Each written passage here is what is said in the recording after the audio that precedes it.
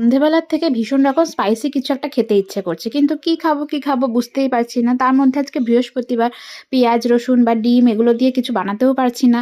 না হলে তো অনেকক্ষণ আগেই ম্যাগিটা এরকমভাবে বানিয়ে নিতাম, কিন্তু অনেকক্ষণ ভেবে ভেবে কিছুই বার করতে না পেরে ভাবলাম ম্যাগিই খাই, কিন্তু নর্মাল যেটা জল দিয়ে আর মশলা দিয়ে হয় সেরকমভাবেই খাই। এবার ম্যাগি আমার কাছে এমন একটা খাবার যেটা আমার মনে হয় যে কোনো রকমভাবে বানালেই সেটা ভালো লাগে। মানে সেটা ডিম দিয়ে, পেঁয়াজ দিয়ে, টমেটো দিয়ে বা গাজর, আরও কি বলে ওগুলোকে, যা ভুলে গেলাম, মটরশুঁটি এসব দিয়ে বানালেও ভালো লাগে। আবার এরকম নর্মাল জল দিয়ে মশলা দিয়ে বানালেও ভালো লাগে। আবার এটাই আবার স্যুপ টাইপের করলেও ভালো লাগে, আবার শুকনোভাবে বানালেও ভালো লাগে। তো যাই হোক, বাবা সেখান থেকে 2 চামচ খেলো। এখন দেখো রাত অলরেডি 8টা বাজে। এখন যদি আমি ম্যাগি খাই তাহলে এরপরে কোন পেটে আমি ভাত খাবো জানি না। কিন্তু এখন আমার ভীষণ রকম কিছু খেতে ইচ্ছে করছে। তো একদম গরম গরম ধোঁয়া ওঠা ম্যাগি আমি খেয়ে নিই, তারপরে রাতে ভাতের চিন্তা পরে হবে। এখন তো এটা দিয়ে আমার পেটটা ভরি, রাতে না হয় আজকে একটু দেরি করে খাবো, তাই না? তো টাটা।